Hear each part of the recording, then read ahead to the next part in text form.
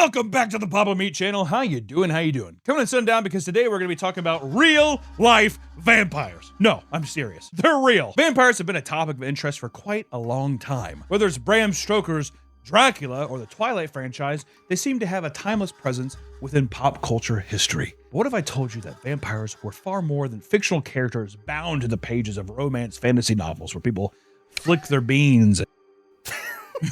That's right! If you travel around the world, you'll find many small communities who truly believe that they are vampires.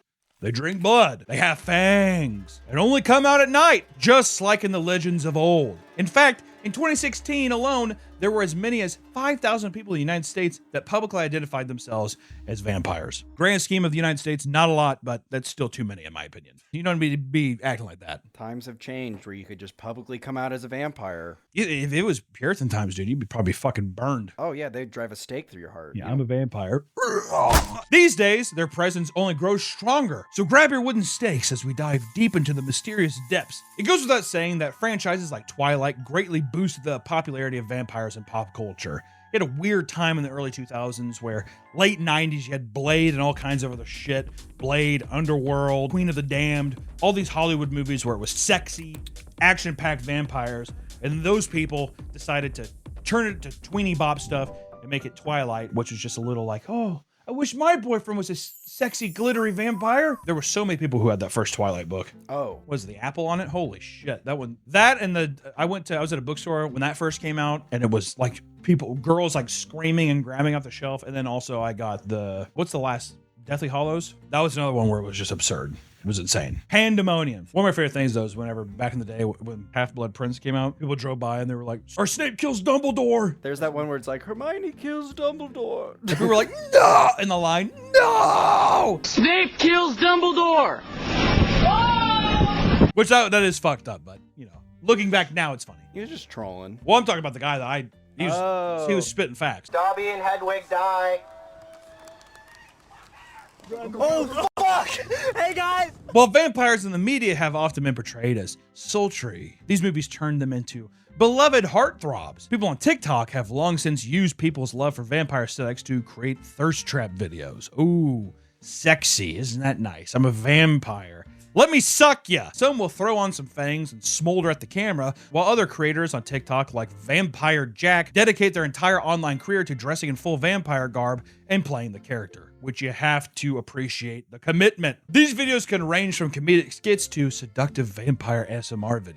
Others engage in vampire roleplay games like Reign of Blood, a text-based roleplay game which claims to have been running for over 18 years and still have active players to this day. And a majority of these content creators and roleplay enjoyers are simply doing it for the fun of and for online attention, right? You do it because you want, there's other freaks out there and you're trying to meet your people, right? It's the same thing like playing a game, making a post that has a certain kind of music. You're trying to reach a community. I don't blame them. However, this is where things kind of take an odd turn, right? There are many people out there who reach far beyond simple roleplay. Sam the Vampire is a woman on TikTok who seems to genuinely think that she is a vampire. According to her, she turned when she was 22 years old after being bitten by a vampire in the year 1888, which makes her 135 years old in vampire years, of course. She makes countless videos talking about her vampire tales, like the time she was kidnapped by a rival vampire named Ava, and that she plans to enact revenge on that vampire. There's various videos of her explaining what types of power she possesses, and they include hypnotism, mind reading, jumping very high. Hypnotism, mind reading, I can jump high. She has superhuman strength and the ability to seduce whoever she wants. She then adds that she can only use said seduction powers if the other person consents, because you gotta have that. She's a consent queen despite her being from the 19th century. That doesn't really seem to track to me, but you know what? She's, you know, of the times. Wait, how does that work? It's a way for a girl to sit there and then be like, then if someone's like, I'm not attracted to you, she'd be like, well, I didn't use my powers on you. It's that. It's the female version of this. Lift this car. I don't want to break a fingernail. Also, she has the ability to show her true, horrifying vampire form, but doesn't because she isn't allowed to. I love female Redditor, stuff like that. It's so good. She's ridiculed online for being delusional, with many being unclear if it's a satire or something more grim. Regardless, her constant insistence of being a real-life vampire led to her being banned off TikTok live due to spreading misinformation. She's like, they wish that they knew the truth. I love how it's a bannable offense to be like, I'm a vampire. TikTok's like, no, banned. You can't say I'm a kangaroo. Oh my God, no. Unless she was just like, well, let's talk about where Corona really started. Oh, okay, then, yeah. I think that's what it might be. I think she's like, yeah, it's because I'm a vampire. It's like, no, because you kept saying a bunch of racial slurs towards Chinese people. That may have happened once or twice. Today's video is sponsored by PDS Dead. It's almost a new year, which means a fresh start. But if you're stuck with the same debt that's only getting worse and worse each month, you'll find yourself stuck in the You'll find yourself stuck when the calendar changes over. Hey! But you can change your story. You can let PDS Dead help you find personalized solutions. PDS Dead has an A+ rating with the Better Business Bureau, with thousands of 5-star reviews on Google and 5-star rating on Trustpilot. And whether you have credit card debt, personal loans, collections, or medical bills, PDS Dead goes beyond the numbers to understand your situation to give you a personalized solution. Oh yeah, the real personal. PDS Debt has helped hundreds of thousands find solutions to get out of debt in a fraction of the time. There's no minimum credit score required. Being in debt, not having any money can be extremely stressful, and I don't want to experience that ever again. If you're in debt and you think it may help you, give PDS Debt a try.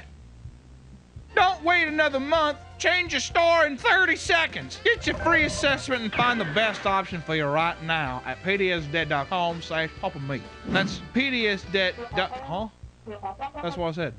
I said that. That's pdsdebt.com/papameat. Hey, hey, thank you, PDS Debt, for sponsoring this video. Sam also claims that she drinks blood. Ooh. While this may sound ridiculous to most passing viewers, it turns out that she is far from the first person to do so. Sanguinarians are a community within vampire subculture. They're different from lifestyle vampires who simply take on the aesthetic of wearing fangs and gothic style clothing and looking super hot. Sanguinarians are vampires who engage in consumption supposedly for the sake of sustaining their health. I must. Smart, yeah. If I don't, I'm going to perish. They practice this by utilizing donors, sometimes referred to as black swans, who are people or romantic partners that are willingly allow their blood to be drunk. In some cases, they'll do it for financial compensation. Need some cash? Don't need to go down to the plasma bank. Let me suck on your neck. Would you, if you could go donate plasma once a week for 5 weeks, you got $250 after all of it. Or if one guy was like, will you let me suck on your neck? I'll give you $500 right now. No. You do the plasma? I do the plasma. What if he said it'll be 2 minutes? I don't want. No. If the thing was, I'd only do that if I knew I wasn't gonna get. What if it was 1,000? If I knew I wasn't gonna. $2,000. I don't want some. He's probably got nasty ass teeth. He doesn't brush his. $4,000. No, I'm not risking. $10,000. I'm not risking 2 minutes. 2 minutes. $50,000. 2 minutes. That's a long time. 2 minutes. That's 120 seconds. Okay, he's got to ensure that he's brushed his teeth. 50,000. You don't get to insure anything. 50 grand. That's a long time to be sucking my blood. $100,000. All right, now you're talking. Thank God. See, exactly. So it's always somewhere it's like, okay. Like, what if he said $500,000? Oh yeah. Just Okay. like, yeah. So that's okay. What about? I'd hire a nurse to watch. No. I would hire. He has to hide in the darkness. He can't see anybody see him. I put a little GoPro, stream it. Have a nurse on standby. Would you just be looking to the GoPro like this? Yeah. I'd just be like, am I okay? I'd consult a doctor first. I'm like, this guy's maybe $500,000. I'd be too nervous. If a guy's paying you $500,000, I'd be like, he's in everybody's pocket. He goes, I just wanted to get a checkup. The doctor is like white and face paint on. I think it's a good idea, actually. Thank you, doctor. Actually, now you got me scared because now I got to feel like he ain't paying me the $500,000. I'm dying. He's killing me. I'm gonna be like, stop. That's true. Yeah, exactly. Yeah, he's an actual vampire. See, that's how he's an actual vampire. It's real. It's real. Yeah. Some opt to drink blood of animals, while others engage in auto-vampirism, the act of consuming your own blood, which is fucking lame, dude. Oh. I taste good. Fucking give me someone else's blood, dude, and not a dog. I want man blood. Each supposed vampire has their own method for feeding. Some, for example, use a disposable scalpel, make a small incision on their donor, and squeeze the blood out before drinking it and patching up the wound. Many claim that this is not an elaborate roleplay, and that drinking blood stops them from experiencing severe headaches and debilitating stomach pain. Other Sanguarians believe their thirst for blood is purely psychological. Regardless, there is a lack of scientific evidence to support this as a legitimate remedy. It's all mental, yeah. I'm a vampire. Oh, what kind of mental illness is this? It's got to be like it's a microdose of autism, almost, right? You're microdosing at this point. It's delusional. You're just delusional. It seems like autism and narcissism. I don't act as if I have a choice. I don't want this curse. Please just give me a suck. Let me suck at least once. Also, the person that's sitting there and they're drinking for themselves, what a fucking pick-me girl. Oh, I have to do this. She's not a real vampire. She's just fucking retarded. Fucking psychopath. Yeah. There are various types of real-life vampires. For example, psychic vampires, who feed on the life force of their humans rather than consume their blood. Boring! Supposedly, this can be done with or without physical contact, and some feed off people by talking directly to people, while others choose to circulate crowds at concerts or clubs to siphon it out of them more subtly, which is definitely just like a fucking loner or outcast who just awkwardly walks around and he's just like, I'm full. Instead of having a human connection with anybody, I'm actually more of a vampire. I can't talk to you because I don't want to kill you. Why is the accent always so? It's always the same accent too. Why is that? What is it about the social cadence that it always sounds like? Because they're trying to be cool. That's like the anime thing. Yeah. So does it stem from anime? I would think so. Yeah. Like that would make me feel really good, but maybe I won't. It's anime. Is it just anime? It's 100%. It's all of them. They watch anime. They're watching All right. vampire anime. Yeah, Vampire Hunter D, you say? That's pretty cool. There are even hybrid vampires who utilize the feeding techniques of Sanguarians and psychic vampires depending on what's available to them. What a fucking cop-out. What a cop-out. That's such bullshit. This may seem silly, yeah, to the average person, to anybody, to anyone, but it seems that the allure of the vampire lifestyle has captured the hearts and minds of many because people are horny. It's mentally ill people who they're hard. And they don't know how to express it. I'm stiff in the pants, but at the same time, I'm kind of tired. There's one thing where you're like, oh, I just find it hot to role play. But if you're actually believe you're a vampire, you're delusional. You're delusional. You're mentally ill. Get help. Which, take Andres Bathory, for example, a self-proclaimed vampire from Romania that changed his entire life after the warlord Vlad Tepes, aka the Vlad the Impaler, spoke to him in a dream. According to the interview he did with The Mirror, he became engrossed with the vampire community soon after. While he refuses to drink blood, he admits to sleeping in a coffin in order to bring his mind peace as well as connect with unseen forces. And apparently, he learned that this was possible after doing his own personal research, where he would spend day after day in cemeteries. He claims that discussing his vampirism is dangerous and can only be understood by people with high levels of intellect. Do you think that like there's some people who, so like the coffin thing, sleeping in a coffin, whatever, take that aside, do you think it's just the mental fortitude of being like, I'm not claustrophobic, I'm like, I like being mentally strong enough to just be like, I'm in this confined space, sleeping, that makes you feel like you have clarity? Yeah, I mean, it's all psychological, where it's just like... What was that fucking movie with Adrian Brody? They put him in a straitjacket and they put you in like a cadaver, like a... It's like an ice box. Like a locker, yeah. like a body locker or whatever. But he's in there and it's like super claustrophobic and it was supposed to be like which this is a movie. I'm not saying it's real, but I'm just saying like, I wonder if there is some benefits to like being able to like ease your mind, like you panic and then you're able to like focus your mind and stuff. It's punishing. It feels horrible. But then after a while, it like, you know, it has all these benefits, which granted ice baths, there's a lot of medical shit that is beneficial, but I don't know. The coffin could be a thing where it's just like, it's an enclosed space where you're just like, if you're not claustrophobic, it's just like, it's comforting. It's pitch black. Almost like a weighted blanket. Yeah, almost like that. You're like in, What are the fucking the tanks? What are the yeah, sensory sensory deprivation tanks? It's like that. Could be like that too. Something like that. Yeah, I don't know. Real life vampires, whether they drink the blood of donors or simply like to wear flashy attire and make cringe TikToks, are generally pretty harmless. In some cases, however, self-proclaimed vampires can take things a bit too far. Lyle Monroe Besley, a 19-year-old from Texas, believed he was a 500-year-old vampire from hell. I could stop it right there, and that would be enough, but we'll have to keep going. At one point, he had convinced himself that he needed to feed on human blood. Dressed in nothing but his boxer shorts, he broke into a woman's apartment and began biting her on the neck. The woman freaked the fuck out, like anyone would, and escaped her home, jumping in her neighbor's car for protection. The man began banging on the car before it was able to drive away. Officers arrived to find Lyle pacing around the parking lot, hissing and growling like a dog. The officers chased a half-naked vampire who scaled multiple fences as he screamed about how he didn't want to have to feed on humans.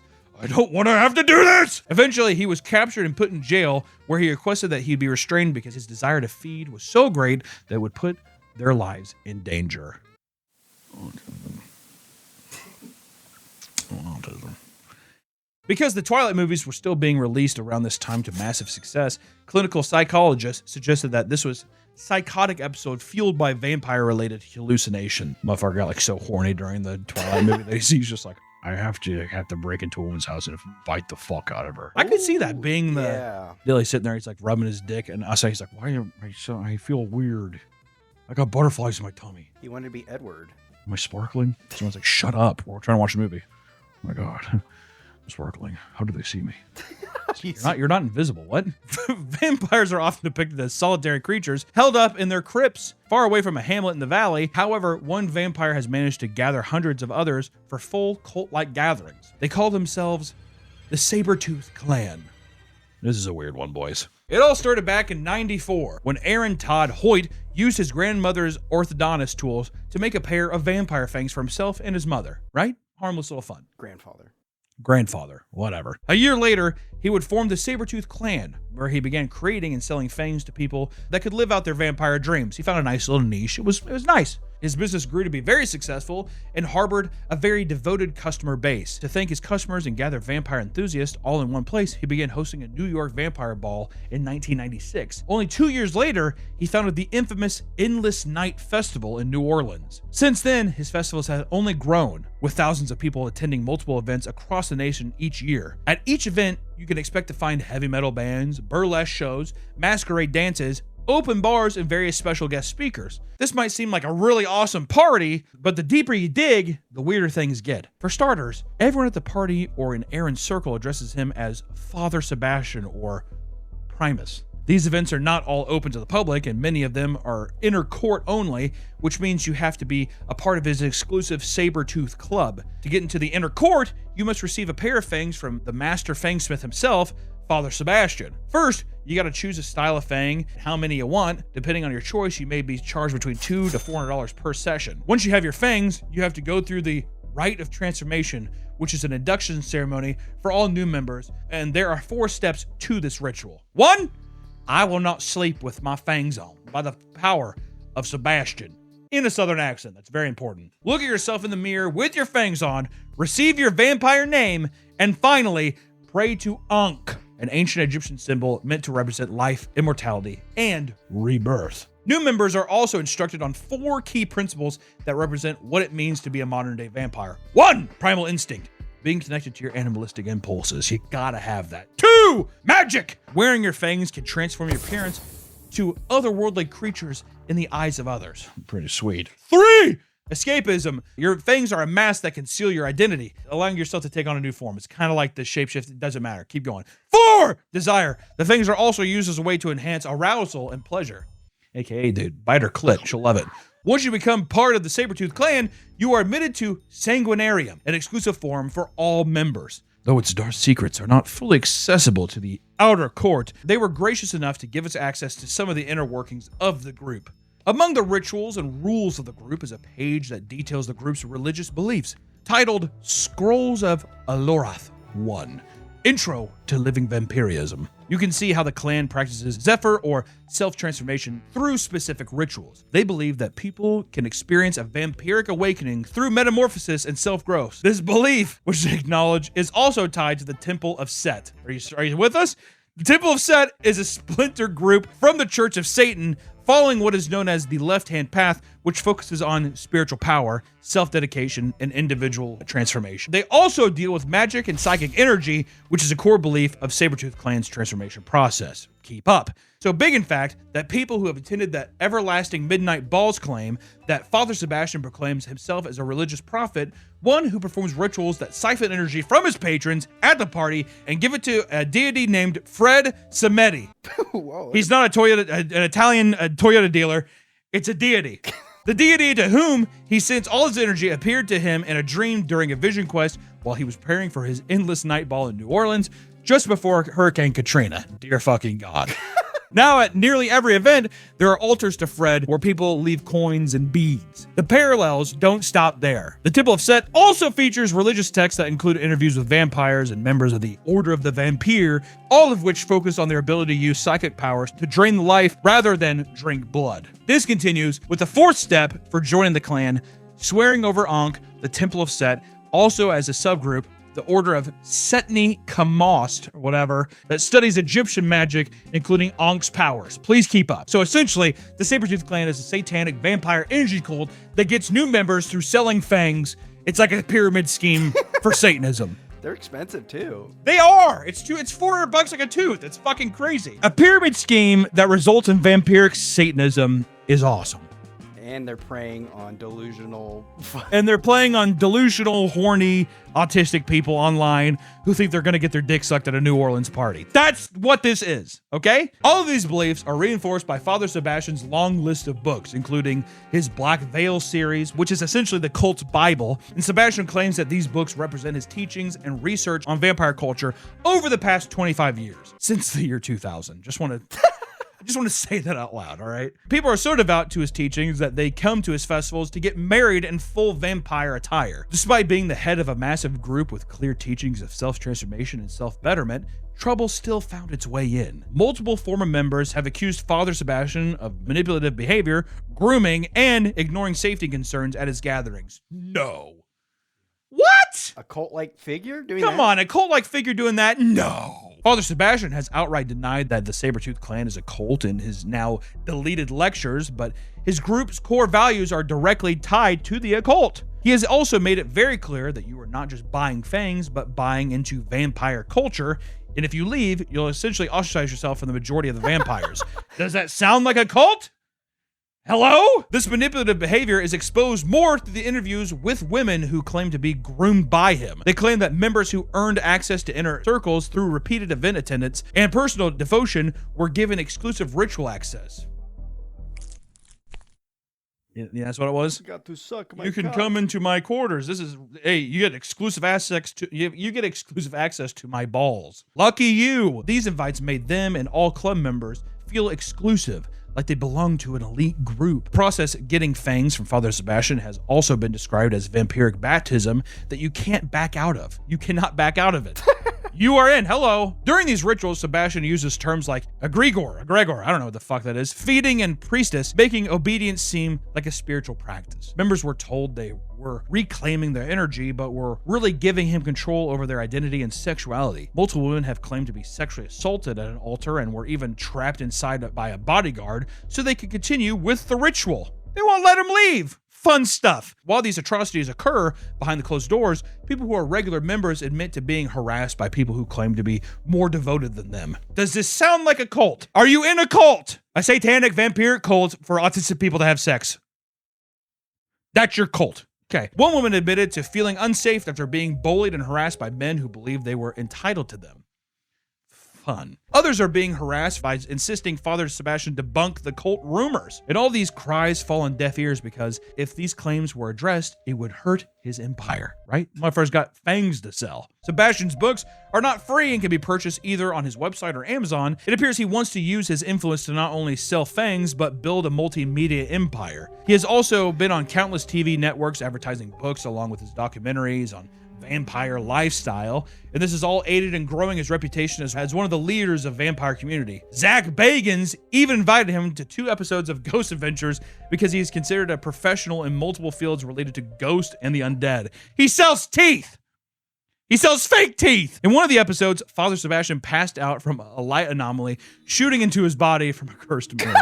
It's very funny. Roll the clip. You can see that he never puts his hand out to break his fall, and he also strikes his head on the wooden floor so hard that his feet fly up in the air. Although it may seem like all is well, people are starting to catch on. Not only are his horrific deeds within the vampire community becoming more well known, but some are exposing the fact that many of his books include plagiarism. This guy sounds awesome. What a fucking nightmare.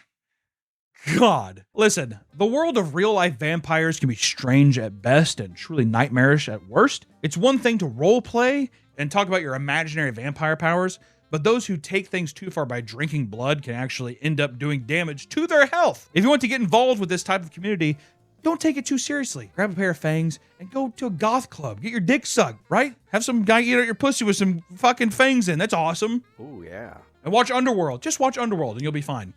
You don't have to do any of it. You just watch Underworld and be like, that's my fix. I loved it. If you're carrying around disposable scalpels and asking people for their blood, you might have gone too far. Stay out of the sun, my friends, and we will see you in the next one.